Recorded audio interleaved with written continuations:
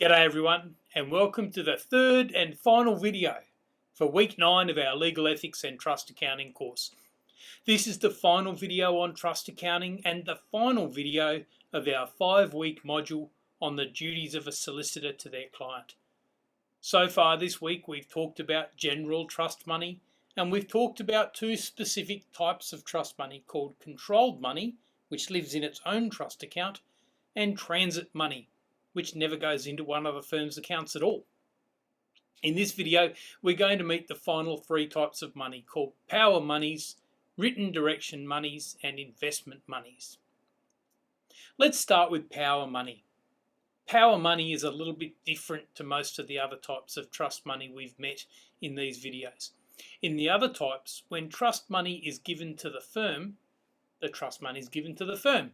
It goes from being in the possession of the client to being in the possession of the firm.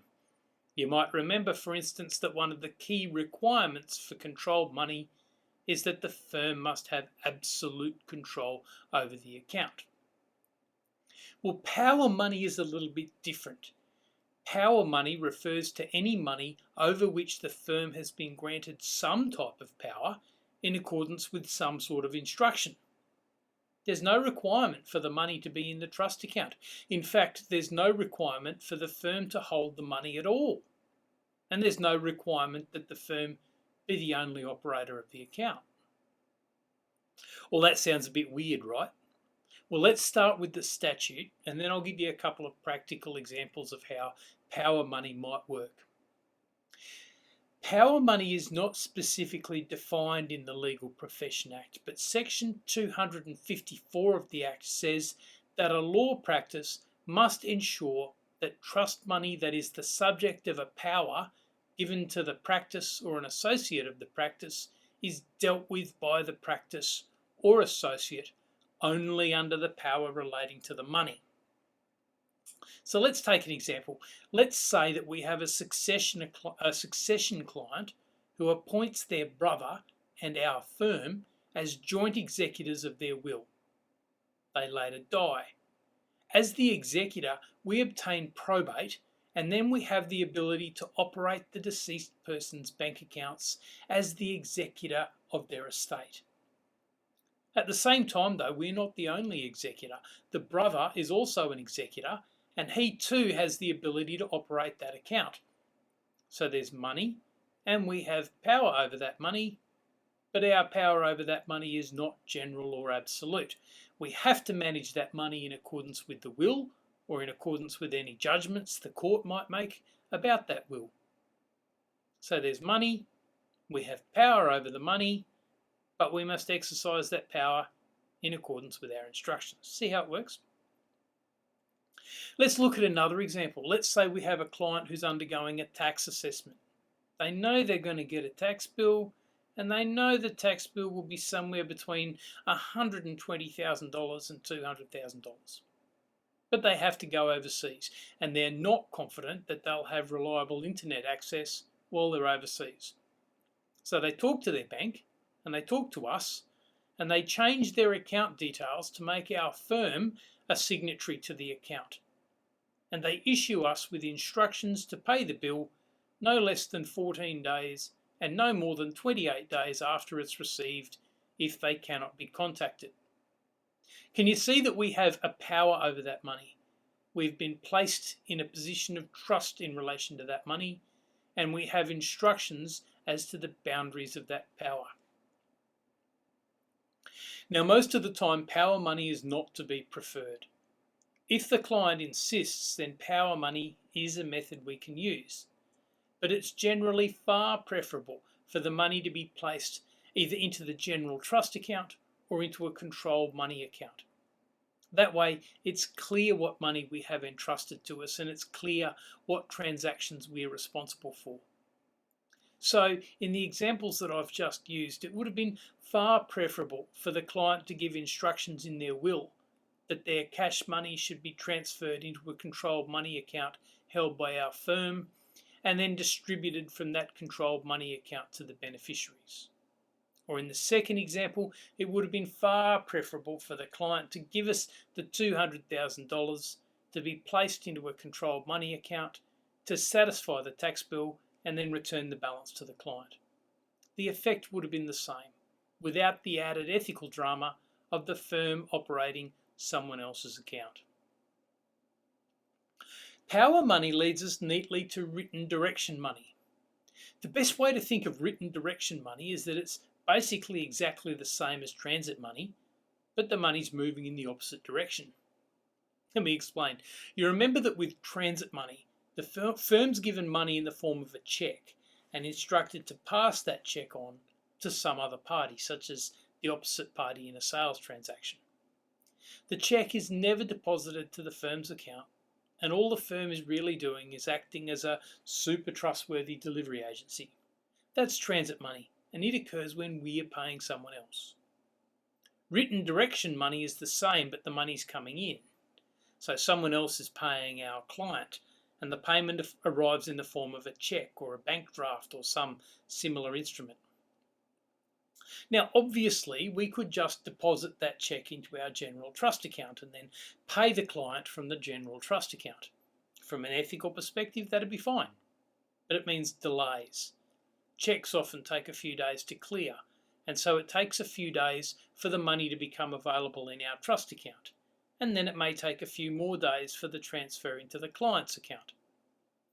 Some of these delays can be removed if the client simply gives us a written direction that once the cheque is received from the other side, it should be deposited directly into the client's account.